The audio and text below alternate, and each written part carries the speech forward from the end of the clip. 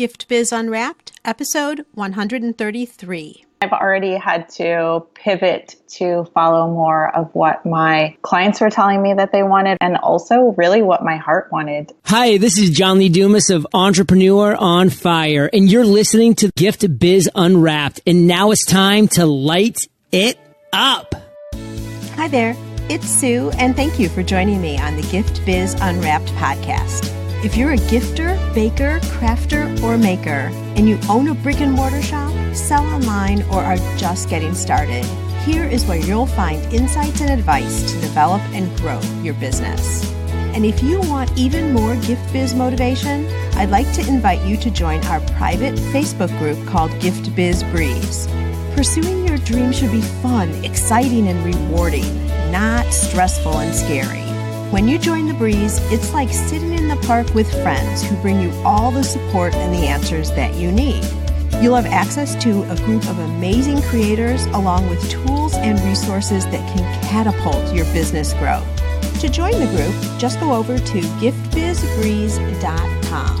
I look forward to seeing you over there, but for now, let's get on to the show. Today, I have the pleasure of introducing you to Ryann Gaspara. Ryann is the founder and designer behind GasparaFlora Gifts, a company that specializes in corporate gifting. But this wasn't always that way. GasparaFlora originally launched in April of 2016 as a company focusing on hotel welcome gifts for weddings. Since that time, they've morphed into corporate gifting. Ryann's passion lies in branding, design, and creating unique experiences for her clients and their recipients. She uses her intuition and personal style to design thoughtful gifts, utilizing artisans and small batch companies. Ryann enjoys making every day a special occasion and has never met a glass of bubbly she didn't like. And Ryann, that makes me like you even more. Welcome to the show. Oh, thank you so much for having me, Sue. I am thrilled that we were able to get this together today, and I like to start off right straight from the beginning in a little bit of a different way, and that is by having you share with us a little bit more about yourself through what would be your ideal motivational candle. So if you were to tell us what color and a quote, what would your candle look like? I would have to say that my candle would be a sagey green because I really find comfort in nature and I love that look, just a really natural, organic look. And also my quote would be from Steve Jobs because I like to think really big and I love the formality of corporate, but also the artsy and creative side too. So my quote would be, have the courage to follow your heart and intuition. They somehow know what you truly want to become. Love it. And I think sometimes we look inside and we have this passion or the heart and the intuition for something, but it doesn't seem like maybe we should do it because it doesn't fit with what culture says to do in terms of your corporate life or money making or something like that. Yes. And so that's what then led you, I'm thinking, to your business. You're a brand new company. This is wonderful. Just a little over a year old, I guess we'd say, right? Yeah, and I've already had to pivot to follow more of what my clients were telling me that they wanted or the clients that I was attracting and also really what my heart wanted. I started down the road, like you said, as hotel welcomes for weddings, and I'm in San Diego, so there are lots of destination weddings here. But I wasn't really finding clients that I felt connected to, or even event planners for weddings that I felt super connected to. And so I actually would go in and try and pitch myself to hotels around the area to become a vendor for them or a preferred vendor. And they would ask me, oh, that's great. That's great. This is beautiful. Can you do gifts for us? So it really presented itself to me that corporate was the way to go for my business. When you first started, so the wedding focus, okay, how much had you set up the company before you started going into trying to get feedback from people just to see if the product was going to work or start selling? Did you have everything already established at that point? Oh, yeah. So I actually started my company in August of the year before April when we launched. And we had done I had scouted all kinds of local vendors, really set everything up, had a website, and I did the holiday in between, and that was all corporate. people that hired me. And then when I launched my business is when I really started outreaching to clients. And it was by December that I had made the decision to do a full switch over from hotel welcomes to corporate clients. Even though you had established everything, you saw pretty quickly that that was going to be the direction, that was going to be the in for you. Yeah, I mean, I couldn't deny it. It was literally one wedding client, and everything else that year I did was corporate. It was incredible how much more corporate gifting I did and how much more of a pull that was for me, even emotionally or following my intuition. I just really like branding and all of the formality of that rather than the flow and the prettiness of weddings. Well, and the conversation, I think, is totally different, too, when you're working with corporate, because you're working with different people at different levels than, not to say that there's anything wrong, but the event planner. It's just a whole different vibe of what your business would be about. Exactly, yes. Okay, so take us through, and I think this is really good for our listeners to see that you start with one idea, you test the market, and then you see if you're getting any traction. You see if people are receptive to your message and your product and what you have. And it's okay if you take feedback and feel like you have to pivot. And in your case, really a total change in what you're doing. Yeah, I like consistency. I like contracts. I like knowing that my clients are going to stick around beyond just one event, which weddings are obviously one event. You could become a vendor for a particular wedding event planner and do multiple weddings for them a year, but it's not as guaranteed as locking yourself into a sales situation with a corporation. Right. One final question for you on the pivot. You had platforms set up already because you mentioned that you were planning and preparing and had everything ready to go. So it sounds like you already had local artisans, like you were saying, or smaller companies. So you had product already identified. Were you able to continue using that and then also your website, or talk through a little bit about what the mechanics were behind having to switch up? So as far as product goes, we were working on a custom basis for hotel welcomes. We had a minimum, so I wasn't holding a bunch of product. The most that I spent was on marketing materials as far as business cards and stationery and things of that nature. And we're a box business, so I had boxes that I would put product in that were kind of standard, but I didn't hold a bunch of merchandise. So that was good.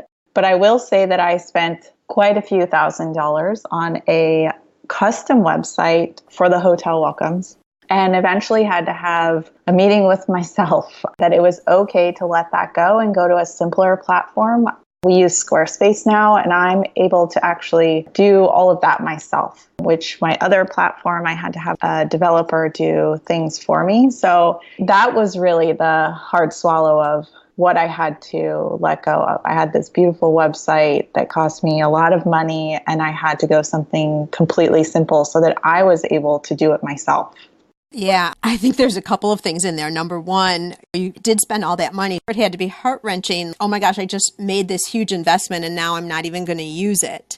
But along the way, too, you saw that there were limitations with that, because if you're not controlling your website like you can now, every single thing you want to change, you have to make a phone call, depending on how your contract is, have them make the adjustment, then you get charged for it. So way easier, I think, the way you're doing it now, right?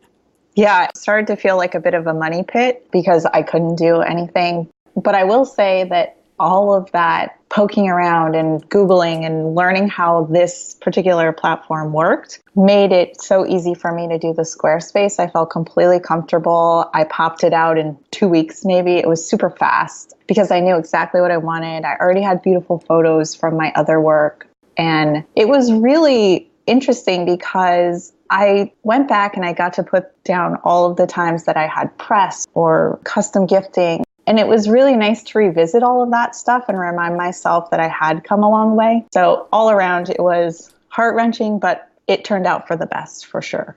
I'll tell you, when you were talking about your sage green candle, your website looks beautiful. It's so clean, it's crisp, it's got some of the sage green going on in there. You did a great job with it. It looks fabulous. And Gift Biz listeners, of course, you'll know that all the links are going to be there, so you can go ahead and see Ryann's website later after you've heard the whole story and all. But is there any advice you'd give, since you've just mentioned how the learning that you had and all of that and being able to put it together pretty simply, someone who's just listening now who is starting a website and didn't have the experience of working with someone else and having someone else do it first, but is jumping in cold to start their website, any comments for them?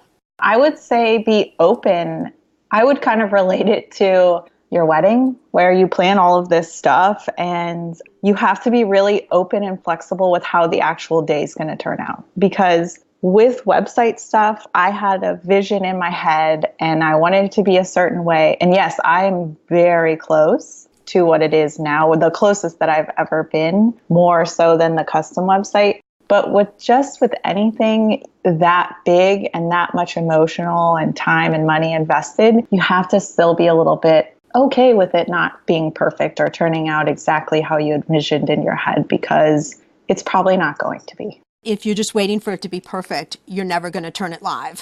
There'll always be one more thing you want to do to fix it or that kind of thing. Exactly. Let's focus on what Gaspara Floral is now. What was your strategy and planning in terms of the development of the product? Now, I know it's all custom, but how did you work through that in your mind? So the hotel welcomes kind of platform for me helped out a lot because I just went and sourced all of the wonderful artisans that were in California because I wanted to originally stay all California. And so I'm a foodie at heart. I love farmers markets and that feel. So I just went out and found products that I truly believed in. And I'm not ordering them unless I have a custom order.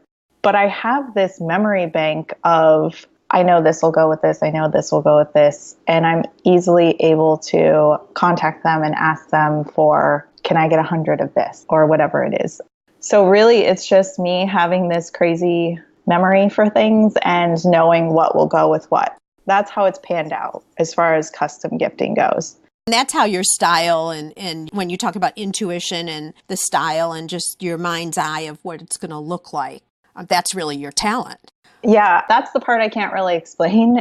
I don't know when it'll come to me either. I usually find out from a client when their due date is. So that kind of gives me some idea of when I need to really nail my brain down. But it'll be sometimes in the shower or the middle of the night that and it works itself out as far as that goes. But it's just been a lot of research. My friends call me Google Ryann because I just love information. And so I can refer back to it pretty easily in my mind and know my products very well. And my vendors actually really well, who's quick at turning around because they are small, or who takes a little bit more time, who I can trust to get it to me in just a few days if I need it. So that's how I work. So do you get samples to show then the customer how it's going to turn out, or do these corporations just trust your style and let you do what you want? I've had a couple that actually have started to just trust my style, but generally I send out a design sheet. If I have products on hand, that could be a snapshot of like a flat lay, an overlooking view of what I've selected for them to give them an idea of what it'll be like. Or that could be a design sheet as far as I'm pulling images and putting them into a PDF for them so they can kind of see how everything goes together. Got it. This is interesting, and we kind of jumped into the middle of this. So I want to take it from the beginning to understand a little bit about your structure and how you work with a client. So you find someone who's interested in the gifts. How do you talk with them to understand what their expectation is? Like, what's that conversation, the very first meeting you have with them?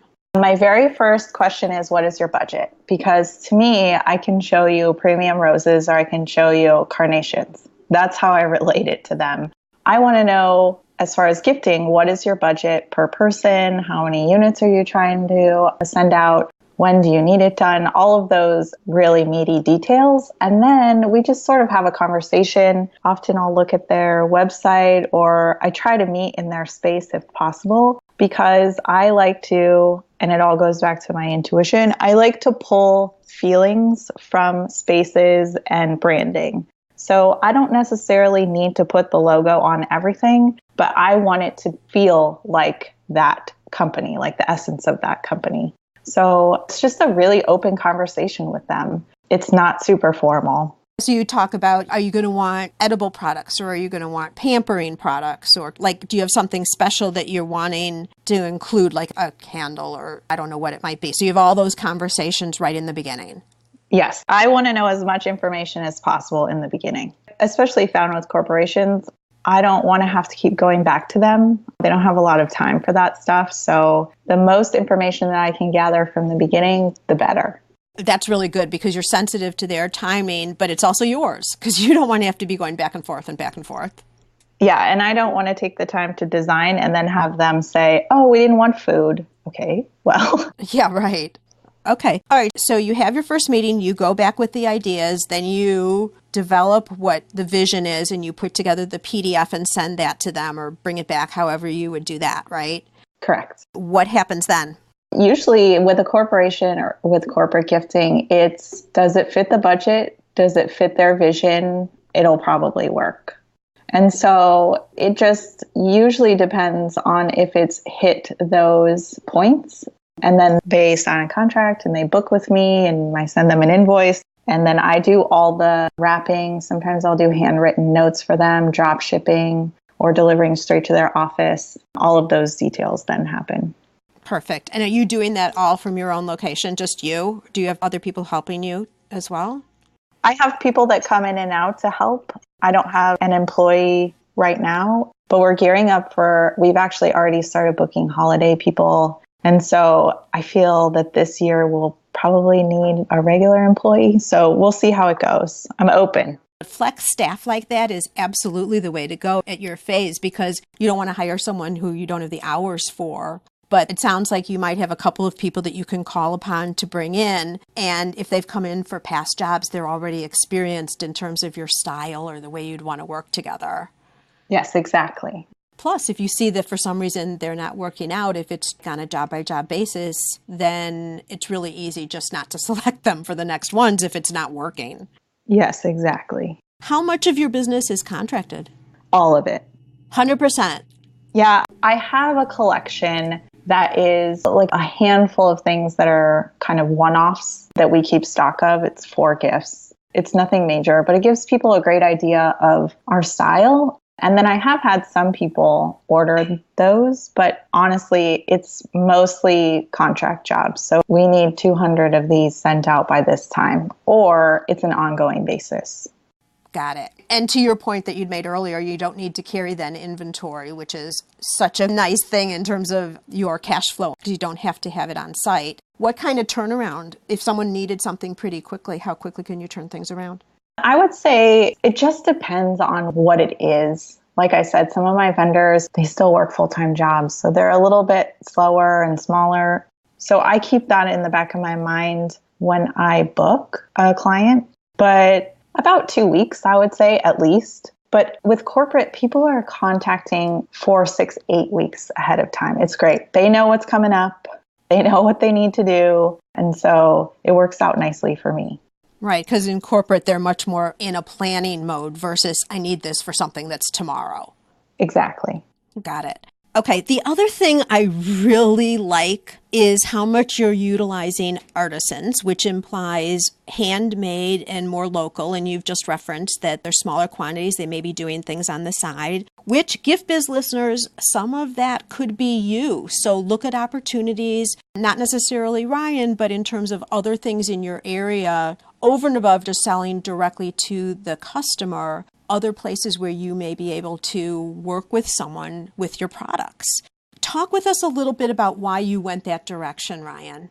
It's where I identify. I like that style. Like I said before, I like the farmer's market feel. I like things to feel handmade and fresh. So I really steered clear of major brands. I get a lot of business in San Diego. They really appreciate the fact that it's all local. Yeah, and I'm thinking people can't copy you as easily either because you're not using things that people are going to just see in their local stores. Yeah, it works out nicely. I've also, with my business, I don't know if you can tell, but I am heavily branded. And I don't mean that my logo's stuck everywhere. If you look at my gifts, they are all the same. You can tell that it's my gift. You can tell that my photos are all similar in color or texture or mood. And so I find that clients come to me and they know what to expect. So I have way less resistance on it being a local product, so there's not as much in the box. I think that being really true with who I am and presenting that, they don't question. Because those artisan products can cost a lot more than mainstream brands. Sure. What would you do if someone came and wanted something dramatically not your style? Like they said to you, Ryann, I want to do a 50s feel. It sounds to me even like you're cringing, even over the mic right now. No, it just depends on, I have found, especially with the pivot, that I need to be really true to myself and my brand. And I have turned away clients that I feel like aren't in line with what I want to do. And I'm not saying that to be snooty or I have so much business I can do that. It's just that my brand's important too. And I want to attract the clients that I really want. Now, if it's a 50s theme that they're open to my style, I'm sure that I could do something. It just wouldn't be so overtly 57 Chevys and jukeboxes. Right. That does not seem like your thing at all. Yeah. Okay. So in your mind, as you think back to all the gifts that you've done, is there one that was like a favorite of yours that you could describe to us? I did a gift for one of my favorite and actually one of my best clients, which is a local boutique resort here in San Diego called the Rancho Valencia. It's very luxury, very high end, and they were having VIP come stay with them. And we did this gift that I wanted one of my own. Their colors are like that really beautiful Tiffany teal and then a darker blue and an orange. I ordered these Breakfast at Tiffany's sleep masks, the ones with the little eyes on them. I don't know if you remember from the movie. Yeah. So we did that, and then a hand-dyed lavender stash with their logo on it, tea, nighttime tea. It just was so pretty. I really loved that one, and I was really glad that they were happy with it. Talk about personal and customization and all that. Yeah, that's really what my specialty or what I enjoy the most is figuring out what is the mood that you're trying to create, more so than what points are you trying to hit as far as product or things of that nature. Yeah. Something that occurs to me as we're talking here, which I think is really important, is making some of these very custom, one-of-a-kind gifts. If that was all you did, makes it very difficult to grow a business because every single gift needs so much thought, resourcing, design, the back and forth type thing. So to do that, and then also to do 200 corporate gifts for a business that they're going to be giving out to customers, like however they're using it, that kind of balance allows you, I'm thinking, this is a question for you, Ryann, but I'm thinking to be able to do some of those really individual gifts like you're doing, but also bring in the revenue where you design a very custom gift, but there's volume to that gift. Yes, that is exactly what it is. Obviously, even with the hotel welcomes, I was always interested in volume or monetizing. From the very beginning, I knew that I couldn't just sell one. Over and over and over again. Yeah, it's just how my brain works. I'm not really interested in being a saleswoman. I like to share my business with people and let it be a little bit more organic. I mean, I do cold emails to my corporations and then get clients that way. But you're right. That's how we make the money.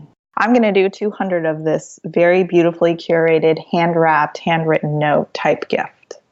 Let's talk now about something that was challenging to you. And again, this is so interesting because you are so new, but you're really doing well. Look within, let's even call it 2 years from your initial planning to going out and really focusing wedding to making a pivot, now having built 2 websites to now having corporate clients contracting, all of that. It sounds so great. Has there been a challenge along the way? I mean, what's not a challenge? I feel like the whole thing has been a challenge. From the moment that I decided to step out and do it and actually make something of it, or I guess realize my dream, so to speak, and move forward to today getting on the phone with you. Everything about it is challenging, but it feels really good. at the same time. So I would say like the hardest emotionally was pivoting, because you do think, this is what I wanted to do. It's almost that, what are people going to think? No one really noticed, to be honest with you. I just sort of switched it over and started targeting different people. So I would say that was the hardest part. And you're right, exactly what you just said, because your product was in a way similar, not totally, but in a way similar. You just changed the audience that you were going to be approaching. Exactly. What types of things are you finding work for you in terms of attracting sales? And I'm thinking for you specifically, because a lot of things start with an initial face-to-face meeting. How are you finding people and getting appointments? I actually do a lot of cold emailing or cold calling, sending out marketing materials. I have an advantage because, as you've mentioned, I have a very specific feel to my gifting, and it does feel very thoughtful. And the fact that they can get multiples out of that and that have that same feeling is really interesting and attractive to them. So if I can get someone to answer me at least once, usually I can get a meeting with them. I've always felt the same way. If I can just get someone on the phone or see them in person, that pretty much sets the stage and gets me going. Yeah, I will say also, though, that we just made it sound a lot easier than it actually is. Sometimes you're emailing or calling those people 5 times before they pay attention to you. As somebody working in any sort of company, do you have time to answer all the emails? So there is a lot of perseverance that goes with that, and just mustering it up and making sure that you keep going for it. And don't give up after the first call is what you're saying. Yeah, exactly. Because it doesn't always happen after the first or the second or the fourth. I've had also people come to me 6 months later after not answering me and say, I've been meaning to reach out to you. Here I am. Yeah, exactly. So I'm quite sure, because I've seen the style of your website and the products that you produce, that all of your materials are top notch in terms of quality of photography, paper, all of that, because it needs to be in line with the product that you're going to be producing. Exactly. Yes. And so then, do you have some type of a structured system where you've targeted the businesses you would like or think would do business with you, and have a routine set up where you send out a certain amount a week, you call up a certain amount of people in terms of follow-up a week? Yes, I have my little sales funnel that I do. And I look for businesses that I'm interested in, that I want to do business with, that I think would be a good match for me, that I would be interested in designing for them. Because when you reach out to those people, you're already passionate about what they're doing, and you're more likely to let that shine to them. And it's just that energy that's coming through, and they get excited about you because you're excited about them. And I think that works the best. What role does social media play for you? My biggest social media platform is Instagram, but I will say I'm pretty bad about all of that stuff. Like I said, my ideal client doesn't live on Instagram. Maybe they are on it, but they are not looking for me per se. They might stumble across me, but I'm not trying to sell to individuals. So I've had kind of a little trying to figure myself out on social media. But I would say that having a presence there, like even if someone received a brochure of yours or mailing, whatever it looks like, lots of times they'll check you out first before they're going to place a call. Like, how legit is this business really? And part of that is going on social media and seeing what type of presence there is. So you have to have some type of presence. Yeah. And I would say my advice is to be as professional as possible on that. I have a separate personal account. Now, that doesn't mean that on my business account, I don't talk about what's going on with me every once in a while, or sometimes on stories, Instagram stories, I'll do a little mini review of one of my artisans or a place that I'm at. But I'm not talking about political views. I'm not taking pictures of my cat, things like that. I'm so with you on that. I've pretty much taken the stance that even if it's a personal page, because so many clients also want to connect with you, like on a personal Facebook page or a personal Instagram account. So they want to see you on personal and your business account. And I kind of have the stance that I put out things that only I wouldn't care who saw. Anybody can see my stuff and I'm fine with it no matter what platform it's on. One is more personal, one is more business, but still it's all of a level that I'm fine if anyone sees it. That's exactly how I operate also. And I think it's important, like my profile picture, even on my personal account, is of me. It's a business photo. So although it's my personal account, like you said, I don't talk about politics. I might talk about my cat or my family on that one, but it's all very business type. I'm not going to just rant or rave or talk about things like that because you're right. You don't know who's looking at you. And although my account is private, I found even that my Facebook friends that are personal, they have jobs, they work at companies, they recommended me. So if I'm being all crazy on my personal account, why would they recommend me to their company? I agree. I'm really glad you brought that up. That was a really good point.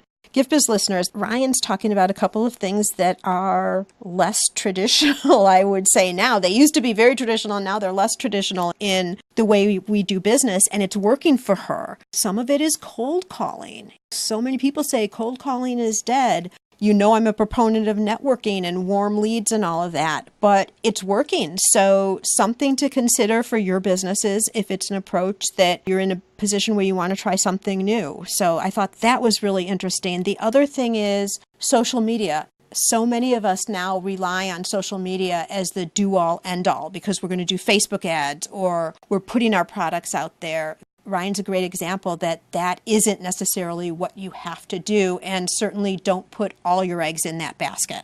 So you are under contracts, which is awesome because then that guarantees, for the most part, in a legal sense, that you'll get the full extent of the contract, whatever the volume is, etc. What do you do to make sure that a customer is going to re-sign? What types of customer service or interaction do you have so you make sure they really stay happy and they want to continue with you?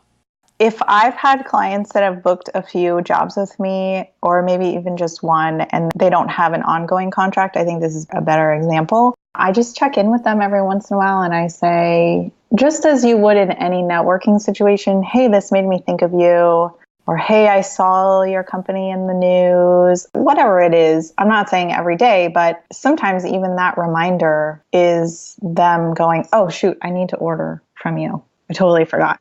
So it's not calling and saying, hey, we're done with this. What else do you think you'll need in the future? It's just keeping in touch on a friendly basis. Exactly. And that's what I do with my vendors too. That's how I know how quickly they work or how stressed out they get about something, or if they do at all. Some of them are just very business-like, and I would never know if they were stressed out about a project. So I just try to keep an open dialogue with everyone as much as possible.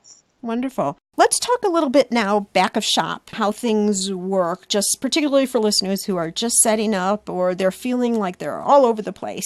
Sometimes there are tools and things that people use that can really be helpful to everybody. Is there some type of resource or tool you're using that's helping you stay productive and maybe even with the follow-up that you're doing in terms of both your sales approach and your customer continuity plans?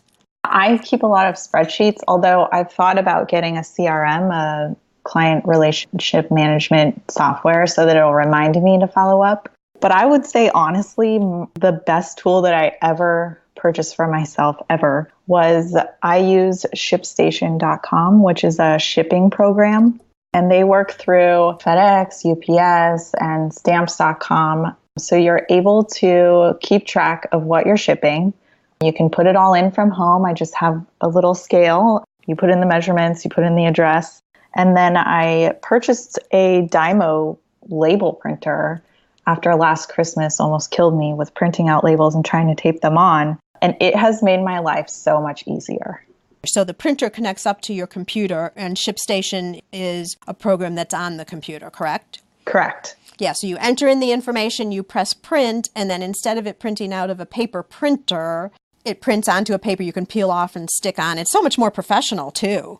Yeah. For me, doing corporate gifting, I request from my clients an Excel spreadsheet, and I can upload that into ShipStation, and it populates. So instead of having to hand type 50 addresses and names and whatever, I can do it all from an Excel and then batch the measurements and what type of shipping I want to do all at the same time. So it just prints out it's so fast.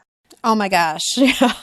It takes so much time off of all of that stuff. Yeah, it's efficiency for you, plus it covers you in terms of entering in the wrong address. Because whatever they've put on the spreadsheet and shared with you, then it's still an issue if it goes to the wrong place, even if it was their address, but still it takes off the possibility that you're going to make a mistake on your end.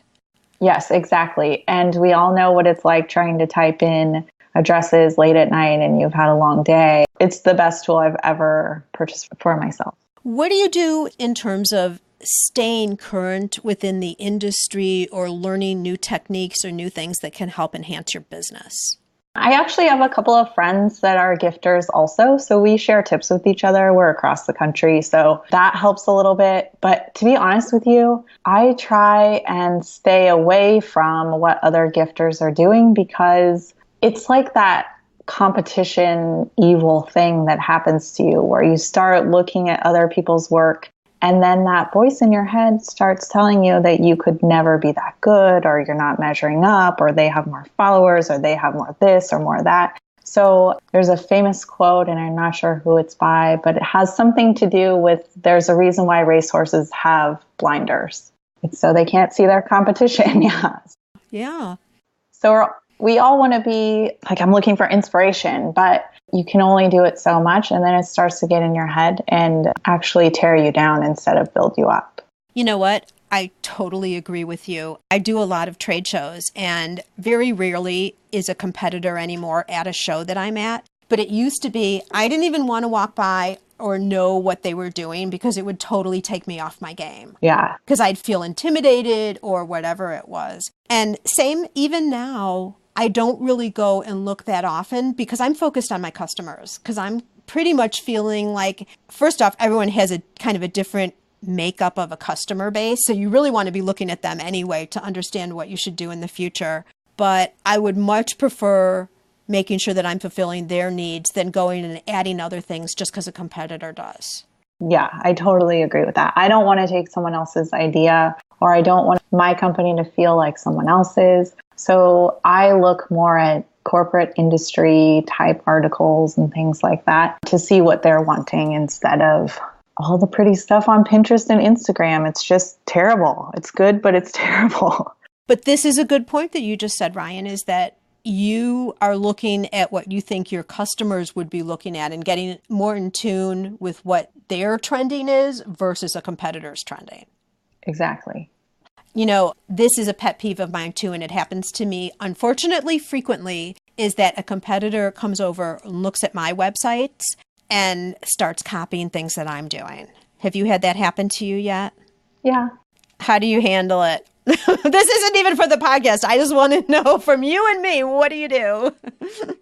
It's annoying, but it's also, there's only one me and there's only one that person. And I have to keep reminding myself that my ideal client is not who their ideal client is. And we're all different. And I do a lot of secret stuff that I don't share. And so I don't share all my clients. I don't share all the stuff that I'm doing on social media for the fact that that's what I want to do. That's the way I want to conduct myself. So I'm not necessarily an open book. So they can take my tagline, they can take my sort of what my visuals look like, but it's not me.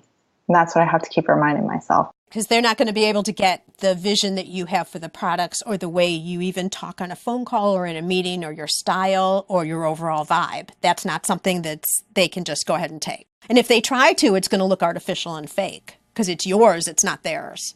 Exactly. Yeah. Gift Biz listeners, another thing that you can do in this realm, which is something else that I do, Ryan's talking about how she doesn't have everything out there for everybody to see. Private Facebook groups are also a good place. If you have communities, that would be a good place because that's behind the scenes. Only people who have access that you control get in, and power of community is always good. So that's another way to approach it. Something, again, not part of the public eye, but that builds more and brands with your vibe, something that's just not out there.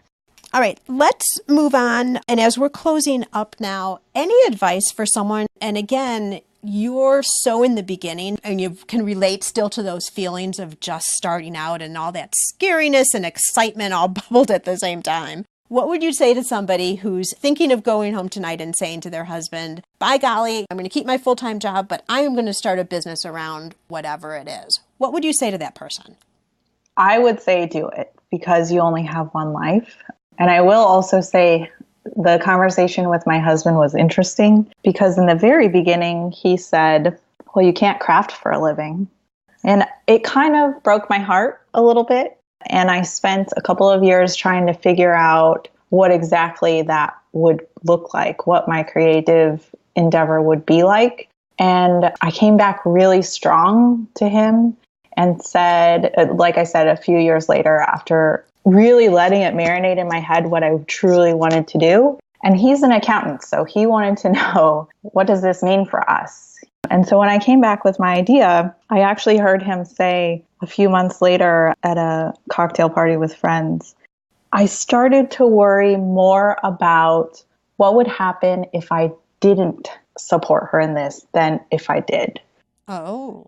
Yeah, because he felt like it was so strong inside of me that he was doing a disservice by not letting me get it out and not live in the what if. And so it was great to go from you can't craft for a living to I fully support you. And he still fully supports me. So I would say just do it. Just do it. And I guess in a situation like yours, if your spouse or partner isn't necessarily supportive, probably providing more of the image and what you're looking at doing, like more of the vision, I guess I'd say, so that they understand what you're trying to do and where you're going is helpful. The more information you can give them so they understand, the better. But you have to know that figuring out that information or being able to articulate it takes time, and that's okay. But it was good for me that I had to figure out how to articulate it because it gave me a really strong vision on where I wanted to go. I kind of felt like it was pitching to an investor who would have laughed at me also that few years ago when I wanted to start something I didn't really know what it was. And so it was better in the long run because it gave me a clear vision on what I wanted for the future. Great point. So, Ryann, let's conclude here by me asking you to dare to dream. I'd like to present you with a virtual gift. It's a magical box containing unlimited possibilities for your future. So this may be your dream or your goal, but it has to be of unreachable heights that you would wish to obtain. Please accept this gift and open it in our presence. What's inside your box?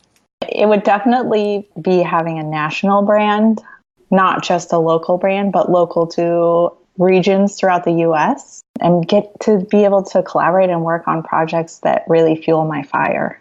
Sounds fabulous. And you've started on that path already. Yeah, thank you so much. It takes a place to start, right? Exactly. How can our listeners best get in touch with you?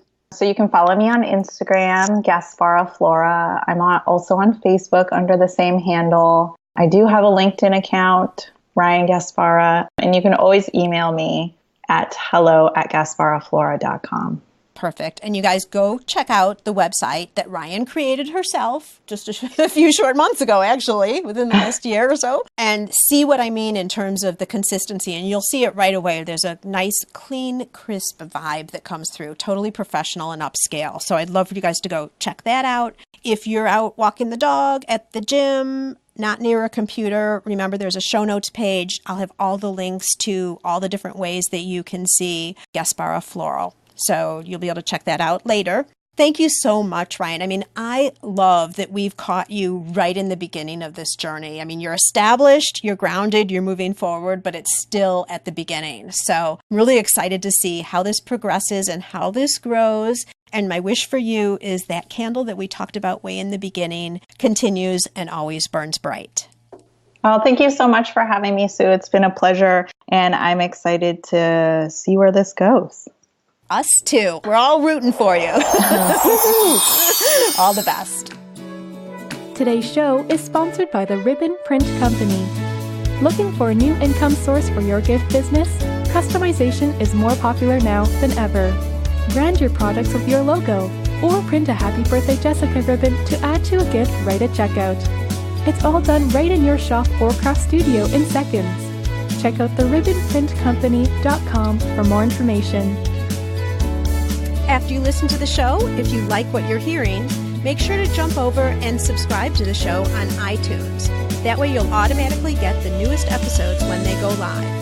And thank you to those who have already left a rating and review. By subscribing, rating, and reviewing, you help to increase the visibility of Gift Biz Unwrapped. It's a great way to pay it forward to help others with their entrepreneurial journey as well.